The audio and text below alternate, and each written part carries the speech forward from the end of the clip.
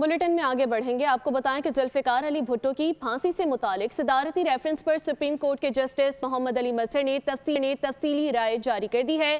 Justice محمد علی مظہر نے لکھا، ذوالفقار علی بھٹو کا ٹرائل آئین کے آرٹیکل 4 اور 9 کے تحت منصفانہ ٹرائل کے معیار پر پورا نہیں اترتا تھا.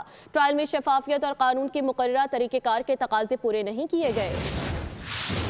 ذوالفقار علی بھٹو کی پھانسی سے متعلق صدارتی ریفرنس پر جسٹس محمد علی مظہر کی تفصیلی رائے جاری. سپریم کورٹ کے جسٹس محمد علی مظہر نے رائے دی کہ ذوالفقار علی بھٹو کے خلاف ٹرائل میں شفافیت کے تقاضے پورے نہیں کیے گئے. محض ایک وعدہ معاف گواہ کے بیان پر سزائے موت سنانا انصاف کے بنیادی اصولوں کے منافی تھا. ریکارڈ سے ثابت ہوتا ہے کہ ٹرائل کے دوران ججوں کی ذاتی جانبداری اور پہلے سے قائم شدہ ذہن سے منصفانہ فیصلے کی بنیاد کو متاثر کیا گیا. پولیس کی جانب سے بند کیس کو مارشل لاء دور میں بغیر قانون جواز کے دوبارہ کھولا گیا. جسٹس محمد علی مظہر نے مزید لکھا، یہ رائے واضح الفاظ میں ندامت کا اظہار نہیں کرتی، تاہم کسی حد تک پشیمانی کو ظاہر کرتی ہے. جسٹس محمد علی مظہر نے اپنی رائے کا اختتام مرزا غالب کے شعر پر کیا کہ میرے قتل کے بعد اس نے جفا سے توبہ، ہائے زود پشیماں کا پشیماں ہونا.